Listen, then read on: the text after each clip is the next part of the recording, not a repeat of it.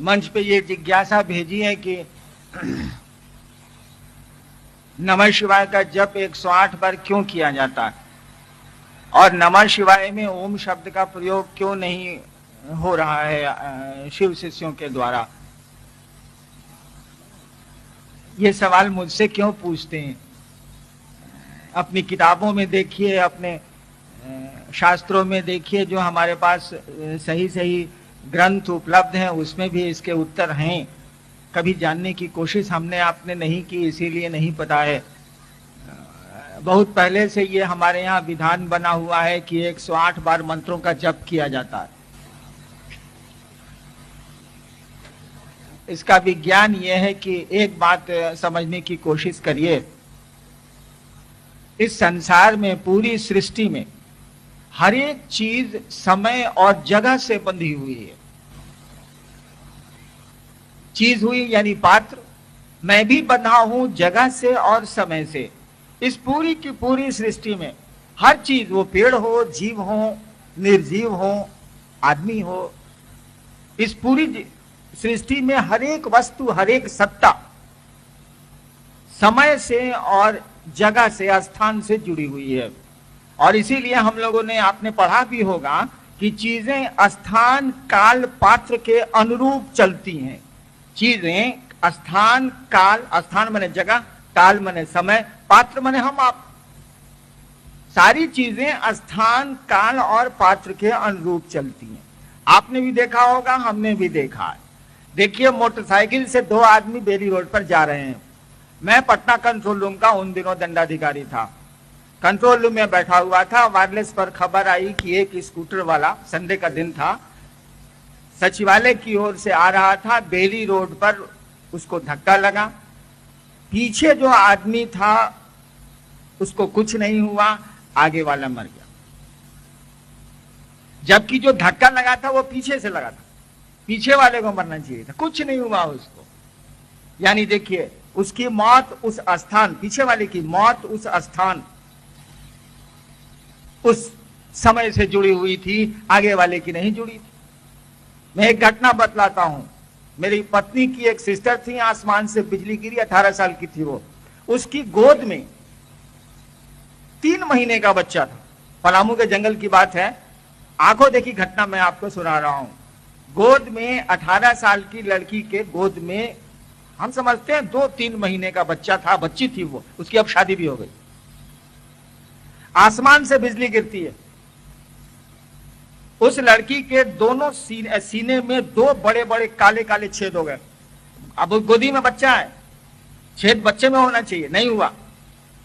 उस लड़की के सीने में 2 काले काले होल हो गए। स्पॉट पर उसका डेथ हो गया। मेरे घर की लड़की है वो। और गोदी में जो 2 महीने की बच्ची है वो फेंका गई।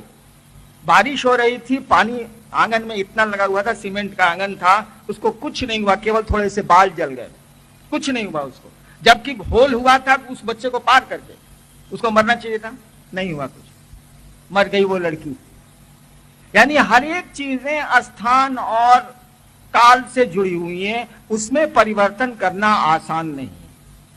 अगर परिवर्तन कर सकते हैं हम आप, तो चीज, घटनाओं का क्रम बदल सकते हैं। भारतवर्ष में 108 बार मंत्रों का जप इसी सिद्धांत पर आधारित है। देखिए, स्थान को कैसे आप अंक में जोड़िएगा बताइए तो।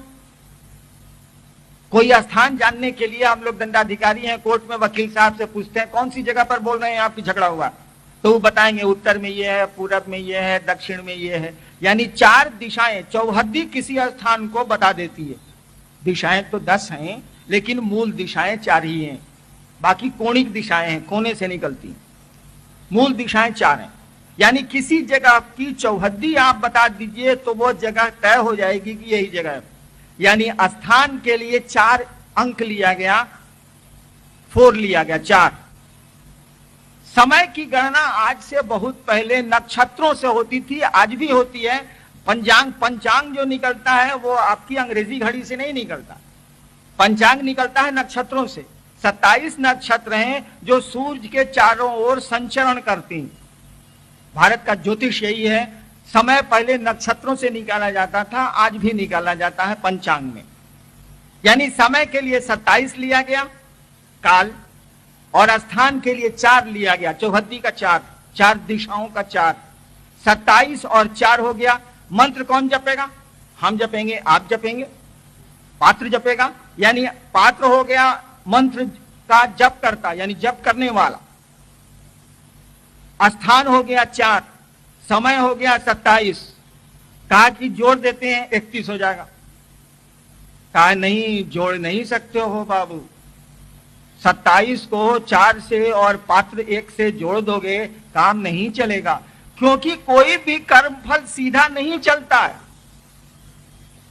कर्म किसी ने किया, भोगना हमको आपको भी पड़ेगा।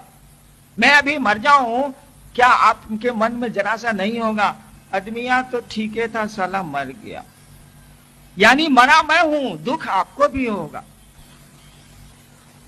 मेरे मरने से मेरे परिवार के लोगों पर उसका प्रभाव पड़ता है, मित्रों पर प्रभाव पड़ता है, मुझसे जुड़े लोगों पर प्रभाव पड़ेगा। किसी भी कर्म का जो हमारे आपके साथ होता है, मैं बीमार, मेरी पत्नी बीमार है ना, सप्ताह में 2 बार डायलिसिस चलता है, क्या इनकी बीमारी का प्रभाव मुझ पर नहीं है, मेरे परिवार पर नहीं है? है। यानी कर्म किसी का फल लेना होगा, उससे जुड़े सबको लेना पड़ता है। किसी के घर का कोई कमाता खाता आदमी चला जाता है, क्या परेशानी होती है, सोचिए तो, बच्चों को, पत्नी को, माँ को, उसके बाप को। देखिए कर्म उसका है, हो सकता है पूर्व जन्म में उसने किसी की हत्या की होगी, इस बार वो चला गया, लेकिन भोगना तो सबको पड़ता है। यानी कर्म फल जोगात्मक नहीं है, जुड़ता नहीं है, गुणात्मक है, फैलता है सलाई। कहा गया कि मंत्रों का जप अगर जप करता करेगा, पात्र अगर मंत्रों को जपेगा, तो स्थान और काल को तो प्रभावित कर देगा मंत्रों का देवता, लेकिन कर्म फल तो गुणा से चलता है, जोड़ से चलता नहीं है। तो 27 को 4 से गुना कर दिया गया। 27 को जब 4 से गुना करिएगा कितना होता? 108।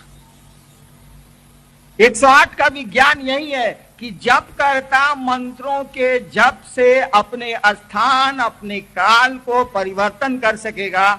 कैसा परिवर्तन करेगा? कोई आदमी दुख नहीं चाहता है, सुख चाहता है, कष्ट नहीं चाहता है, तो उन कष्टों को निवृत्त कर सकेगा मंत्र के जो देवता हैं उसके प्रभाव से जप करके। यही विज्ञान 108 का। और मंत्र क्या है? हर एक मंत्र का एक देवता होता है। कोई भी मंत्र होगा, हर एक मंत्र का एक देवता होता है, देवताओं के मंत्र होते हैं। नमः शिवाय शिव का मंत्र है, नमः शिवाय के देवता शिव कहे जाते हैं, शिव हैं। अब जहां तक नमः शिवाय में ओम लगने का सवाल है, यह सवाल इसलिए आप हमसे करते हैं कि पढ़ते ही नहीं है, किताब पढ़वे नहीं करते हैं आप।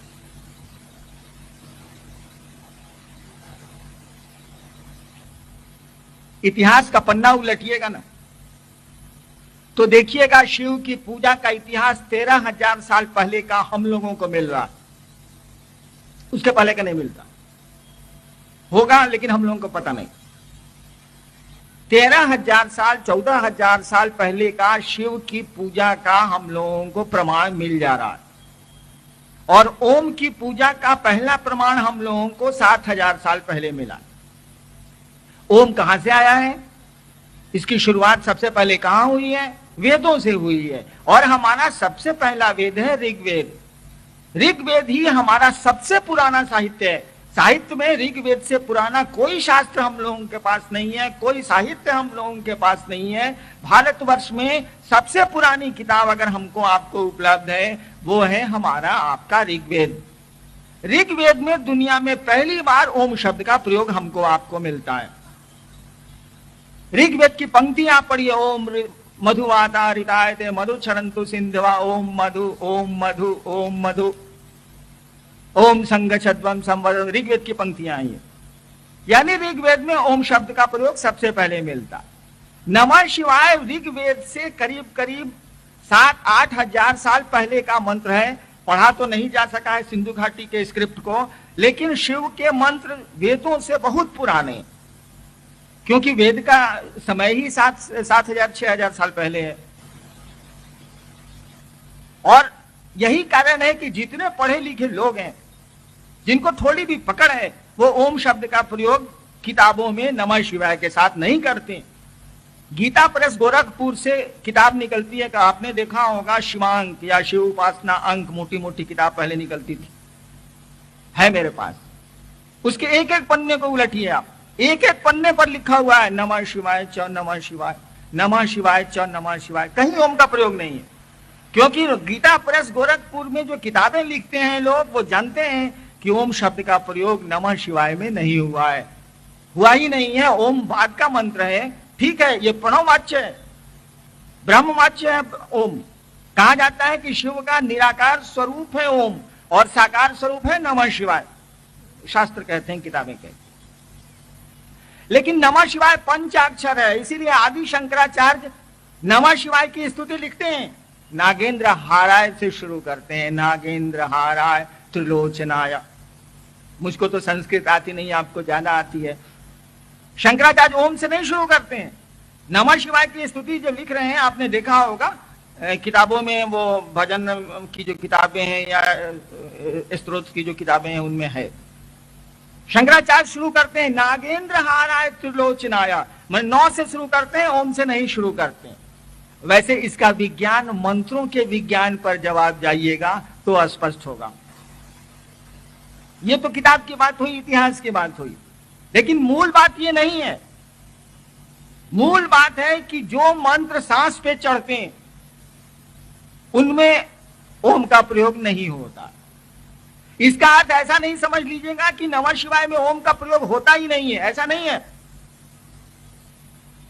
ऐसा नहीं है कि शिव के मंत्रों में ओम का प्रयोग नहीं हुआ, ऐसा नहीं है। मात्र नमः शिवाय में ओम शब्द का प्रयोग हमारे शास्त्रों ने नहीं किया है, साधुओं ने नहीं किया है, लेकिन जो वैदिक काल के शिव के मंत्र हैं उनमें प्रयोग हुआ है। आवाज कम करो यार। जो वैदिक काल के शिव के मंत्र हैं उनमें ओम का प्रयोग हुआ है। जैसे एक मंत्र ले लीजिए शिव का, ओम नमो नमः शिवाय, देखिए इसमें से ओम नहीं हटेगा। ऐसा नहीं समझिएगा कि शिव के मंत्रों में ओम हट ही जाएगा, ऐसा नहीं है। नमः शिवाय पंचाक्षर है, उसमें नहीं लगा हुआ, लेकिन शिव के अन्य कुछ मंत्र हैं जिसमें ओम लगा हुआ है, उसमें से नहीं हटेगा। जैसे श्री राम ठाकुर किसी का नाम है, उसमें से श्री हटा दीजिएगा। हमरे नाम में तो आप श्री लगा देते हैं सम्मान के लिए, मंत्रों में ओम का प्रयोग सम्मान के लिए हुआ है। और जो ओम का प्रयोग नमः शिवाय में होता है यदा कदा ना, वो सम्मान सूचक है। जब आदमी के नाम में सम्मान हम आप लगाते हैं, मोहम्मद लगाते हैं, श्री लगाते हैं, मिस्टर लगाते हैं, मास्टर लगाते हैं, तो मंत्र तो देवताओं का नाम है, उसमें तो लगेगा ही सम्मान सूचक शब्द। तो ओम को सबसे बढ़िया सम्मान सूचक माना जाता है, इसीलिए उसका प्रयोग होता है। लेकिन जब जब करिएगा तब नहीं प्रयोग होगा। ओम नमः शिवाय लिखना गलत नहीं है, बोलना भी गलत नहीं है, लेकिन उसको जब अपना बनाइएगा तो श्री हट जाएगा। जब किसी से मोहब्बत करिएगा ना, तो सम्मान के शब्द ऐसे ही खत्म हो जाते हैं। अपनी पत्नी को आप खत लिखिए दिल्ली से, ऊपर में लिफाफे पर लिखिएगा श्रीमती, पुकारते हैं श्रीमती? नहीं पुकारते। लेकिन खत लिखिएगा तो श्रीमती लिखिएगा। पिताजी हमको इलाहाबाद से खत लिखते हैं तो श्री हरिंद्रानंद लिखते हैं, उप सचिव पथ निर्माण विभाग बिहार पटना।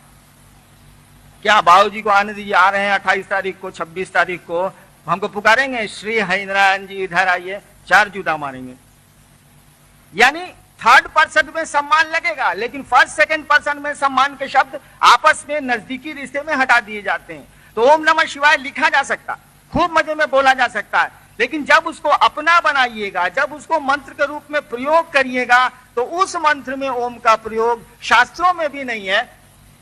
हमारे कहने से कोई परिवर्तन नहीं आता है, कहीं नहीं है, नहीं होता। शिव का नमः शिवाय पंचाक्षर है, 5 अक्षरों का मंत्र है, लेकिन इसका अर्थ यह नहीं है कि ओम शिव के अन्य मंत्रों से हटा दें आप। अन्य जो कुछ मंत्र हैं जिसमें ओम लगा हुआ है, उसमें से ओम नहीं हटेगा, वो रहेगा। अगर उन मंत्रों का जप कोई करता है तो उसको ओम के साथ करना होगा। आगे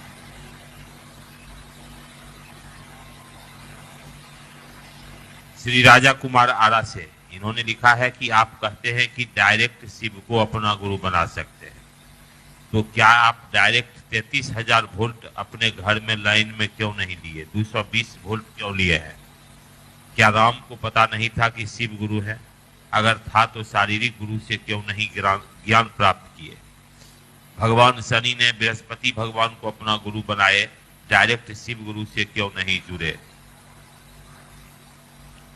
ये तो मैं उत्तर नहीं दे सकता कि पहले क्या हुआ, लेकिन हम लोगों का जीवन तो डायरेक्ट चलता, बीच में किसी का इंटरफेरेंस कोई सुन नहीं रहा। हमारे आपके जीवन पर तो सीधा नियंत्रण ईश्वर का, बीच में कोई है मददगार हम लोगों का? घटनाएं तो घट जा रही हैं, हम लोग रोक के चुप हो जा रहे हैं, कुछ नहीं कर पाते। तो जब सीधे नियंत्रण ईश्वर का है और वही गुरु है, तो उसको गुरु क्यों नहीं बनाया जा सकता है? भगवान राम की बात तो नहीं जानता मैं, वो तो ईश्वर थे, और उस समय का क्या डिमांड था, काहे के लिए वो आए थे, इस पे हम आपसे कुछ नहीं बात कर सकेंगे। भगवान कृष्ण क्यों आए थे और उन्होंने यहाँ क्या किया? वैसे किताबों में लिखा है कि वो लोग क्यों आए थे, और उन्होंने जो आए थे वो करके गए, वो लोग पूरा कर लिया। इसके लिए नहीं आए थे कि वो ज्ञान देंगे दूसरों को। गुरु का काम न भगवान राम ने किया है, न भगवान कृष्ण ने किया है। उन्होंने तो साफ कह दिया, यदा यदा ही धर्मस्य ग्लानिर्भवतु भारत, जब जब धर्म की हानि होगी तब तब मैं साधुओं की रक्षा करने के लिए और दुष्टों के विनाश के लिए आऊंगा। और भगवान राम ने भी ऐसा ही कुछ कहा है, जैसा तुलसीदास जी ने लिखते हैं, बाढ़ही कौंची असुर, हमने तो पढ़ा नहीं है, खल अभिमानी। तो जो आदमी जिस काम करने, मुझको कहिए कि मैं मास्टरी करूं, भैया मैं एडीएम हूं, मास्टरी कैसे कर सकता हूं? शिक्षक तो हूं नहीं, बच्चों को पढ़ाता तो हूं नहीं, बीए पास तो मैं भी हूं, लेकिन पढ़ाने का काम नहीं करता। तो ईश्वर के रूप में यहाँ बहुत सारे लोग आए हैं, ईश्वर के अवतार हुए हैं, वो अपने अपने प्रयोजन से आए हैं और अपना काम करके धरती से चले गए हैं। तो जो ज्ञान देने का काम करेगा वो ज्ञान की बात बोलेगा। तो बहुत सारे गुरु आए तो उन्होंने गुरु का काम किया, भगवान राम और भगवान कृष्ण ने तो गुरु का काम किया नहीं हमारी धरती पर, जो हमको अब तक प्रमाण मिलते हैं, जो किताबें बोलती हैं। ईश्वर का सीधा नियंत्रण है, मूल गुरु तो ईश्वर ही है, और उनको सीधे गुरु बनाया जा सकता है। बताइए ना, हम लोग अपने जीवन के लिए, अपने खुशियों के लिए तो सीधे महादेव से कहते हैं, कहां कोई बीच में आता। ज्योतिषी के पास चले जाइए, मैंने ज्योतिष विज्ञान भी पढ़ा है शुरू के दिनों में। भारतवर्ष के किसी ज्योतिषी के पास चले जाइए, अगर आपकी जन्म कुंडली में, आपके हॉरोस्कोप में कुछ गड़बड़ योग चल रहा है, तो थोड़ा मोड़ा गड़बड़ होगा तो हम लोग तो बना देते हैं कि आप शनिवार को ये करिए, रविवार को ये करिए, बृहस्पतिवार को ये करिए, चलिए। लेकिन जब ज्यादा गड़बड़ हो गया, जैसे मान लीजिए काल सर्प योग किसी के जन्म कुंडली में आ गया, तब हम लोग क्या करते हैं, या ज्योतिषी क्या करते हैं, मैं तो ज्योतिष का काम करता नहीं, क्या करते हैं वो लोग, कोई बड़ा से बड़ा ज्योतिषी हो भारतवर्ष का या छोटा से छोटा, वो क्या बोलता है, जाइए रुद्राभिषेक करा लीजिए, जाइए वो पार्थिव शिवलिंग का पूजन कर लीजिए, जाइए नमः शिवाय का, ओम नमः शिवाय का जो जानता है नमः शिवाय का जप कराइए। यानी वो ज्योतिषी भी आपको कहता है कि सीधे जाइए और महादेव की पूजा कराइए, क्योंकि यही आपकी जान को बचा सकते हैं। अगर बचा सकते हैं तो दूसरा कोई नहीं। सभी ज्योतिषी अंत में आपको शिव को रेफर कर देंगे, कोई भगवती को रेफर नहीं करता है। जब संकट की स्थिति जातक में पैदा होती है तो कोई दूसरे देवताओं को ज्योतिषी रेफर नहीं करता है, सीधे कहता है कि चले जाइएगा बनारस, वहां पैसा दीजिएगा, रुद्राभिषेक हो जाएगा, या अपने से करिए नमः शिवाय का जप, या पंडित जी लोगों को बुला के कराइए, या पार्थिव शिवलिंग का पूजन कराइए अपनी पत्नी से, यानी शिव को रेफर कर देता। तो सभी जब शिव को रेफर करते हैं, हम आप भी शिव के पास मंदिरों में अपनी कामनाएं, अपनी इच्छाओं के लिए जाते हैं। गुरु मानने में बीच की जरूरत है क्या? मैं तो नहीं समझता कि बीच की जरूरत। पहले क्यों नहीं शिव को गुरु माना गया? तो इतिहास के पन्ने और पुराण के पन्ने तो बोलते हैं कि लोगों ने शिव को गुरु बनाया है और शिव उनके गुरु हुए हैं और बड़े काबिल लोग हुए। शिव के शिष्य मच्छंद्रनाथ ने कहा, साफ कहा, वो तो इतिहास के पुरुष हैं, उन्होंने कहा कि शिव मेरे गुरु हैं।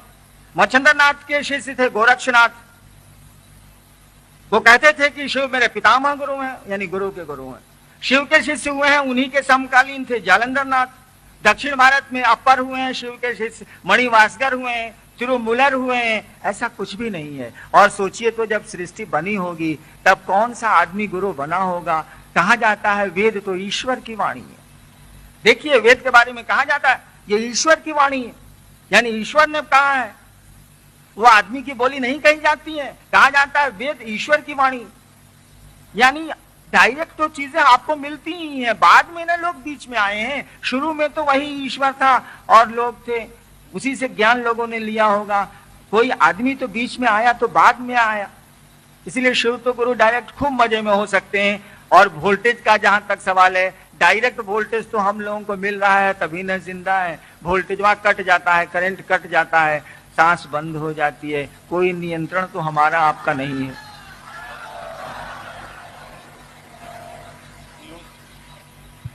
पीयूष सिंह केसठ, इनका प्रश्न है, महेश्वर अल्लाह गॉड जब सब एक है तो हम अल्लाह और गॉड को गुरु क्यों नहीं मान सकते? हाँ, मान सकते हैं, कोई दिक्कत नहीं, कोई दिक्कत नहीं, मान सकते हैं। एक बार निराकार में जंप करना थोड़ा कठिन होता, मैंने ये कोशिश की है। महादेव को तो आप जानते हैं कि वो गुरु हैं, तब गुरु मानने में आपको असुविधा होती है। दिमाग में बैठ जाता है कि तो वही महादेव है, ओढ़रदानी है, इनसे मांग लेते हैं, बेटवा मेरा बीमार है, हे महादेव आप ठीक कर दीजिए। जबकि गुरु के रूप में उनका ये काम नहीं है, गुरु तो ज्ञान देने के लिए। लेकिन आदत पड़ी हुई है, दिमाग में बैठा हुआ है कि तो ओढ़रनाथ हैं, सब लोग मांगने जाते हैं, खानदान दर खानदान से यही देखा है, गुरु भी मेरे हैं, चलो मांग लेते हैं। देखिए, शिव को गुरु के रूप में पकड़ पाना, देवता से अलग कर पाना बड़ा कठिन हो गया, आसान नहीं है। तब तो दिक्कत हो रही है। गॉड का क्या कॉन्सेप्ट आप लेंगे, क्या अवधारणा ईश्वर की लेंगे आप? कोई अवधारणा नहीं लेनी होगी, शून्य में जाना होगा। और शून्य में साधना तो बड़ा कठिन है, बहुत कठिन है, सीढ़ियों का सहारा लेना पड़ता है। इसीलिए शिव गुरु की बात चली है और भारतवर्ष आज से शोर कर रहा है, उसकी किताबें आज से बोल रही हैं कि शिव गुरु हैं, जगत के गुरु हैं। गुरुओं ने भी एक मत होके कहा कि जगत गुरु नमस्तुभ्यम शिवाय शिवदाय च। आपके शिव पुराण में लिखा है, वो जो शंभवे गुरुवे नमः आप जो लिखते हैं वो शिव पुराण की लाइन है। ब्रह्मा और विष्णु शिव की स्तुति किताबों में कर रहे हैं और कह रहे हैं शंभवे गुरुवे नमः, हे शिव गुरु आपको प्रणाम। लेकिन आप मान सकते हैं, कर सकते हैं, रास्ता थोड़ा ज्यादा कठिन है। आगे एक भाई लिखते हैं कि आप शिव शिष्यता के सूत्रधार हैं, शिव वास्तव में गुरु का काम करते हैं, इसका साक्ष्य प्रस्तुत करने की कृपा करें। देखिए, मैं शिष्यता का सूत्रधार कैसे हो सकता हूं? कहने को लोग कहते हैं, कहने को तो बहुत कुछ कहते हैं, कुछ सही कहते हैं, कुछ गलत कहते हैं। शिव की शिष्यता के सूत्रधार तो खुद शिव होंगे, मैं कैसे हो सकता हूं? बहुत लोग बोलते हैं कि शिव की शिष्यता के साकार आदर्श हैं हरिंद्रनाथ, बिल्कुल गलत बोलते हैं। अरे शिव की शिष्यता के आदर्श तो शिव खुद हैं, हरिंद्रनाथ कैसे हो जाएंगे? शिव के शिष्यता के सूत्रधार गुरु होंगे, किसी भी शिष्यता के सूत्रधार गुरु होते हैं, शिष्य कैसे हो सकता? मैं कैसे उनका सूत्रधार हो सकता हूं शिष्यता का? अरे शिष्यता के सूत्र का धागा पकड़ने वाला तो गुरु होता है, दूसरा कौन होगा बीच में? आप गलत बोल दीजिएगा, मैं थोड़े ही मान लूंगा इस बात को।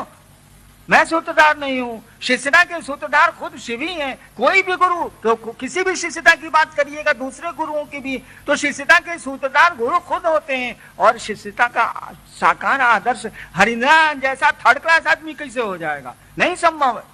शिव की शिष्यता का साकार आदर्श संभव नहीं है भाई साहब, आसान नहीं है वो। शिव का शिष्य होना भी आसान नहीं है। हम लोग तो प्रयास कर रहे हैं, प्रयास में जो अच्छा लगा है तो कहने चले आए हैं कि भैया मान के देखिए, चलिए कुछ अच्छा लगता है। और यहाँ लाभ हानि सोच के थोड़े ही कोई आता है। मोहब्बत में लेना थोड़े ही होता है, देना पड़ता है।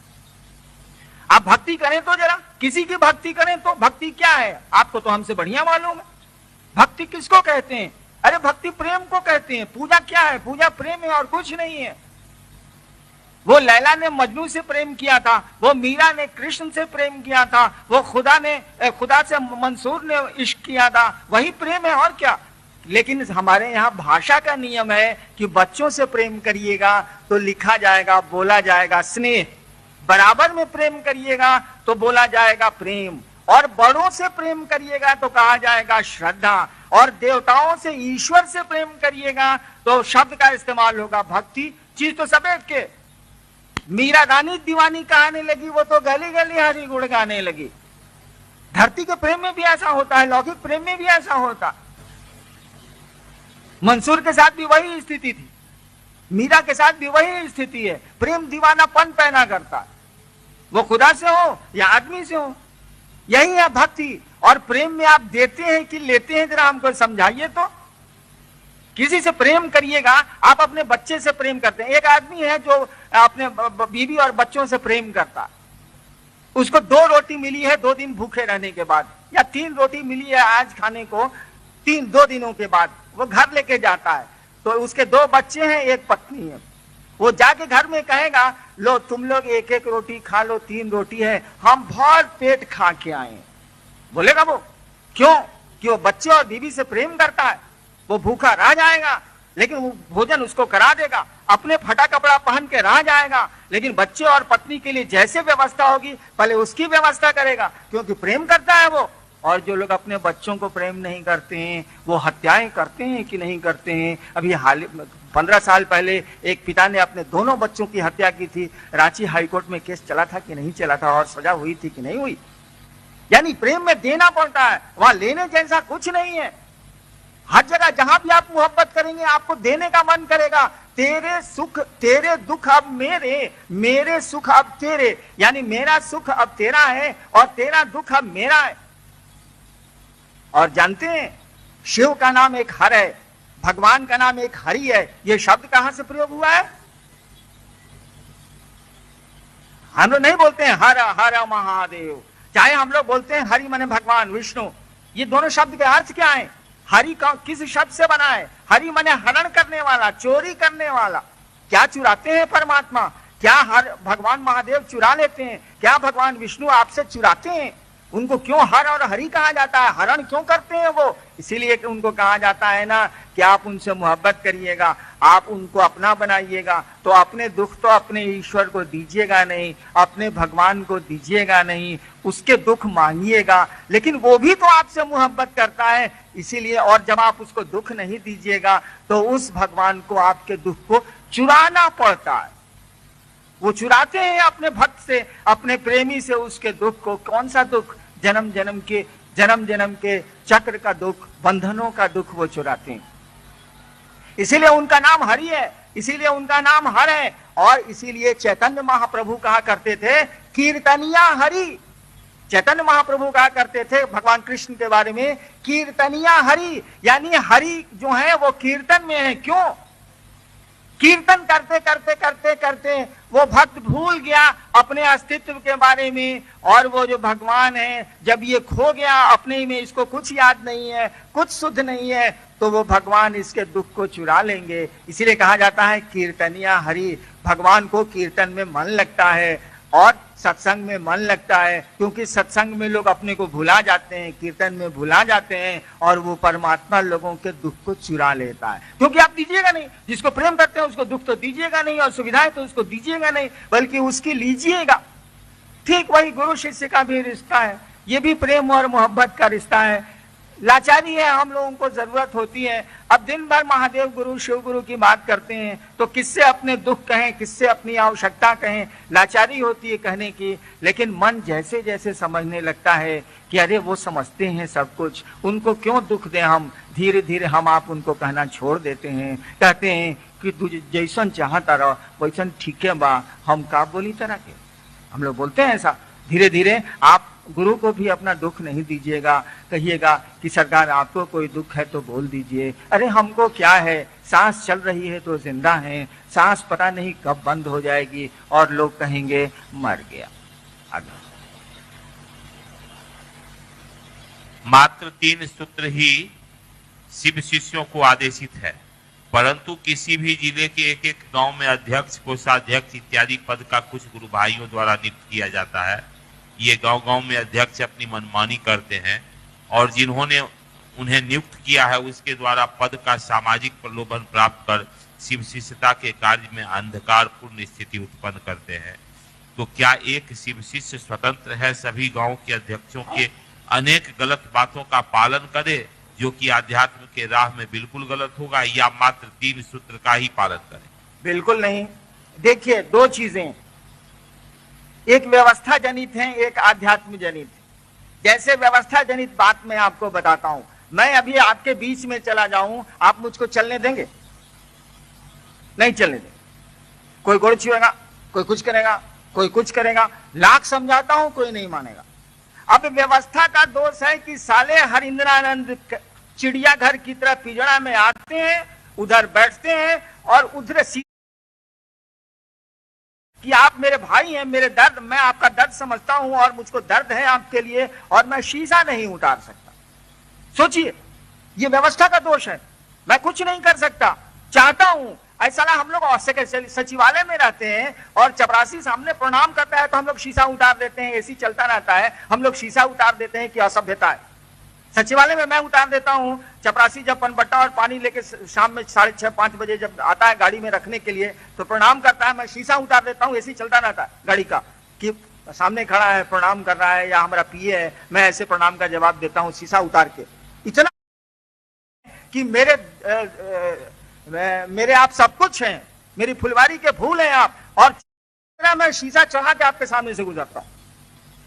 क्यों गुजरता हूं? लाचारी है, कोई उपाय नहीं है। क्योंकि कई बार मैंने शीशे उतारे हैं, लोगों ने मेरा या तो कपड़ा फाड़ दिया है या हाथ घुसा दिया है, पांव पर उनके गाड़ी चढ़ जाएगी। मेरी पत्नी का अब तक 20 बार प्लास्टर हो चुका है। जितने गुरु भाई 15 साल से हैं सबने देखा है, 20 बार पांव में इनका प्लास्टर हो चुका। अब तो कोई लाचारी है, कोई उपाय नहीं है। तो ये व्यवस्था का दोष है, मैं कुछ नहीं कर सकता। मेरी तो स्थिति आपसे बड़ी बदतर है। मेरी तो ये स्थिति है, सारा चिड़ियाघर का जो बंदर है वो आपसे हमसे ज्यादा अच्छी स्थिति में। बंदर की तरह पिंजरे में मैं लाया जाता हूं और बंदर की तरह मुझको फिर पिंजरे में पहुंचाया जाता है। मैं जहां ठहरता हूं, अभी स्टेशन में जाऊंगा, देखिएगा किस तरह से मेरे चारों ओर लोग रोके रहेंगे। लोगों को काहे रोकने की जरूरत है भाई? इसीलिए कि आप मानते नहीं है। आप हवा पूछते हैं हरिंद्रानंद को, भैया जैसे हम महादेव के चेला है वैसे आप भी महादेव के चेला है। साला हरिंद्रानंद में क्या रखा हुआ है जो हवा पूछते हैं आप? अगर मुझको गुरु होना होता तो मैं गुरु हो गया रहता। अरे शिव गुरु है, आपके भी गुरु हैं, मेरे भी गुरु हैं। हम लोग तो एक तख्त के लोग हैं, एक सिंहासन के लोग हैं, एक जमीन के लोग हैं। हम भी चेला है महादेव के, आप भी चेला है। इस मंच से कोई प्रवचन थोड़े ही देता है, कोई उपदेश थोड़े ही देता है। अरे हम लोग चर्चा करते हैं कि शिव को गुरु माना है, ये दुख होता है, ये सुख होता है। चलो यार हम लोग शिव को गुरु मान के देखते हैं क्या होता है। अब तक कुछ हुआ नहीं है। अरे जिंदगी और मौत और बीमारियां तो जीवन का सामान्य नियम है, आती हैं जाती हैं, लोग आते हैं और जाते हैं। लेकिन जिंदगी में बंधन नहीं फील हो, जिंदगी में हम आप मुक्त हो जाएं, इससे बड़ी मुक्ति नहीं होती है भाई साहब। जीवन मरण किसी कीमत की चीज नहीं है। देखते हैं, एक बार मैं आपको बताता हूं, आज से 10 साल पहले मैंने एक 501 रुपए में स्कूटर खरीदा था। पटना कंट्रोल रूम में मजिस्ट्रेट था उन दिनों, 10 साल नहीं ज्यादा हो गए, 15-16 साल हो गए। मैंने 501 रुपए में गांधी मैदान थाना से एक स्कूटर खरीदा। पहली बार अपनी जिंदगी में एक सवारी खरीदी मैंने। स्कूटर 501 रुपए में कैसा मिलेगा आप सोच लीजिए। मैं उसको ठेले पर लाद के बेली रोड में जो मेरा डेरा था, आप लोग पहले गए होंगे, उस डेरे के नीचे साले को लाया और ठेला का उलट दिया। स्कूटर फटाक से जमीन पर गिर गया। वो तो ठेला पर लाद के लेवे किए थे। 501 रुपए में कैसा स्कूटर रहेगा? रात का जब 9 बजा तो मेरे बच्चे यहीं है बैठे हुए, बड़ा लड़का तो यहीं आया है आज। मैंने कहा कि अनु बाबू एक काम करिए, उस समय बहुत छोटा था, स्कूटरवा को टांग करके गैरेज में रखना दीजिए। यही बोला, पापा उस साले को आप गांधी मैदान में रख दीजिए, साला कुत्ता नहीं पूछेगा, के ले जाएगा उसको? साला स्कूटर है, कुछ हिले नहीं है उसमें, के ले जाएगा उसको? ठेला पर तो लाद के लाए आप। मेरा मन नहीं माना। हम कहा कि यार 501 रुपया लगा है, चलो यार हमहू चलते हैं। तो और 2-3 गुरु भाई थे, रमेश जी लोग हैं, आए हुए हैं। ये लोग कहे कि सर बैठिए ना, हम उसको गैरेज में साले को खींच के ले जाते हैं। देखिए मैं बड़ा चैन से था। साला 501 रुपये का स्कूटर खरीदा अपने आराम के लिए, अब उसके आराम के लिए मैं जिंदा हो गया। अपने आराम के लिए स्कूटर किना मैंने, अब उसके आराम के लिए परेशान हूं कि कोई उठा तो नहीं ले, कुछ गड़बड़ तो नहीं हो जाए। मेरे पिताजी अब 80 साल के हो गए, मेरा संबंध भी बक्सर में है। मेरे पिताजी अक्सर ये 80 साल के होने जा रहे हैं। एक बार आए थे 5-6 साल पहले पटना, वो सुबह आए शाम को जाने लगे। हम कहा बाबूजी कहाँ जाता नहीं? तो जाता नहीं मुजफ्फरपुर। हम कहा आजे नहीं हो, आजे जाता नहीं। मेरे पिताजी ने कहा कि देखो घर के खिड़की खुले छूट गई बा, तेज हवा आई तो शीशवा टूट जाई, वही से सोचता नहीं जाए के। हमने मेरी बोली खराब है, आप जानते हैं, माफी मांगता रहता हूं। हमने पिताजी से कहा कि पिताजी आपकी 75 साल उम्र हो गई, हम कब मरेंगे ये तो हमको नहीं पता, लेकिन आप मरेंगे जल्दी सबको पता। 75 साल उम्र है तो मरेंगे जल्दी सबको पता। अभियो आपको मकान बनाए थे आप अपने सुख के लिए, ये मकनवा के सुख के लिए कहले आप जान दे रहे हैं। तो जिंदगी में तो हम लोग जिस चीज को पकड़ते हैं उसी के गुलाम हो जा रहे हैं। मन चैन में हम लोगों का कहां है? चलिए तो ऑफिस फ्लैट में मेरा 2 बजे रात तक दरवाजा खुला रहता है, बगल वाले को 11 बजे रात में जाए खटखटाइए तो निकलेगा बताइए साला, मैं चंग है माथा लोगों का, परेशान है लोग। तो जिंदगी में ही तो हम लोग घुट घुट के मर रहे हैं, जिंदगी में ही तो कोई सुख नहीं मिल रहा है। मरने के बाद तो गंजन क्या होता है ये तो हमको पता है, मैं जानता हूं। शिव गुरु होंगे तो कम से कम जीने की कला तो सीख लेंगे हम, आप परेशान तो कम हो जाएंगे, जिंदगी की भाग दौड़ तो कम हो जाएगी। गुरु ज्ञान देते हैं, ज्ञान का अर्थ जानते हैं क्या होता है? ज्ञान का अर्थ होता है समझ, और कुछ नहीं होता है। भगवान बुद्ध को ज्ञान हुआ था, इसका मानी है भगवान बुद्ध को समझ पैदा हुई थी। सम्यक ज्ञान आप हम सुनते हैं, सम्यक ज्ञान का मानी होता है पूरा का पूरी की पूरी समझ, और कुछ नहीं। हम लोगों को समझ नहीं है, सूचना है। हम लोगों को समझ नहीं है, सूचना हम लोगों को है। क्या सूचना है? हम लोग एक दिन जाएंगे, समझ नहीं है। समझ हो जाए तो व्यवहार बदल जाएगा, हंगामा मन का कम हो जाएगा, भाग दौड़ कम हो जाएगी, झंझट कम हो जाएगा। ट्रेन में हम लोग चलते हैं तो क्या बोलते हैं, भाई साहब पहले लड़ रहे हैं, रात 2 घंटे का तो रास्ता है, चुपचाप रहिए ना, जरा घसक जाइए, बैठने दीजिए। भाई साहब पहले लड़ते हैं, रात भर की यात्रा के लिए झूठो लड़ रहे हैं। बताइए तो भाई साहब, हम लोग कितनी देर की यात्रा में यहाँ हैं? सुनते हैं हम लोग, सूचना हमको आपको है, समझ नहीं है। ट्रेन में समझते हैं कि रात भर की यात्रा है या 4 घंटे की यात्रा है, क्या झगड़ा करना है। लेकिन जिंदगी में कितनी देर की यात्रा है हमको आपको किसी को नहीं मालूम, लेकिन समझ नहीं पाते हैं। गुरु यही समझ देते हैं, गुरु यही ज्ञान देते हैं। सही गुरु होगा तो यही ज्ञान देगा, जिंदगी की भाग दौड़ कम हो जाएगी। जिंदगी में जो अकबकाहट में हम लोग जी रहे हैं, मन शांत होने लगेगा। इसलिए सही गुरु की आदमी को तलाश करनी चाहिए, सही गुरु के आश्रम में जाना चाहिए। श्री उमेश जी, ना ना ना ना, बक्सर का ये महोत्सव आपने मुझको बुलाया। मैं शिव का शिष्य हरिंद्रानंद अपना सौभाग्य मानता हूं कि आपके बीच में आया। महादेव मेरे गुरु हैं, शिव मेरे गुरु हैं, और इस हैसियत से कि मैं शिव का शिष्य हूं, आप इस चिलचिलाती धूप में भी बैठे रहे हैं, परेशानियां उठाते रहे हैं, और सुविधाएं झेला है, आप झेली हैं आपने। मैं महादेव का चेला, महादेव का अदना सा शिष्य, ये कामना करता हूं कि आपका जीवन सुखमय हो। मेरी आवाज जहां तक जा रही है या जो लोग मुझको सुन रहे हैं, उनका जीवन सुखमय हो, शिवमय हो, शिव उनके गुरु हो, जिंदगी में दुख आपके कम हो, मन शांत हो। ऐसी मेरे गुरु शिव आप सबों पर कृपा करें, आप सबों पर दया करें। इस प्रार्थना के साथ, इस कामना के साथ आपको कष्ट हुआ इसलिए माफी मांगते हुए आप सबों को अपना प्रणाम निवेदित करता हूं। और जब भी आप चाहें मैं अपने आवाज पर आपका स्वागत करने को तैयार रहूंगा। आपको मेरा प्रणाम।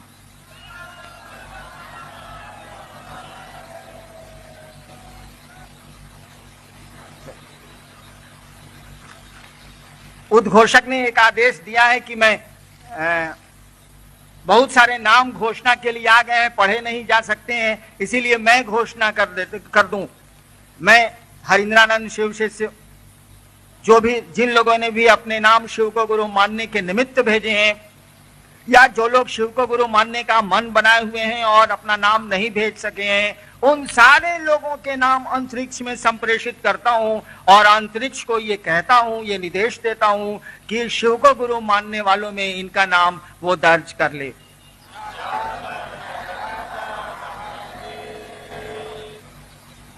प्रोग्राम और थोड़ी देर चलेगा, मुश्किल से 10 मिनट और।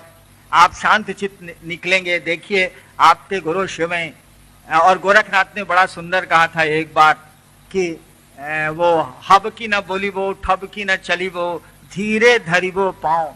यानी हबर हबर नहीं बोलेंगे, ठबक ठबक के नहीं चलेंगे, धीरे धीरे पाँव रखेंगे, धीरे धरीवा पाँव, गोरखनाथ ने कहा था। और आगे कहते हैं कि भरत गोरखनाथ। इसीलिए आपने शिव को गुरु माना है, आपका कार्यक्रम है, बड़े इत्मीनान से मेरा प्रणाम स्वीकार करिए और प्रस्थान। शिव गुरु कारवां के माध्यम से हमसे जुड़ने वाले, हमें देखने वाले आप सभी से मेरा अनुरोध है कि हमारे वीडियो को लाइक करें, शेयर करें और हमारे चैनल को सब्सक्राइब करें। मिलते हैं आपसे अगली वीडियो में। आप सबके चरणों में मेरा प्रणाम।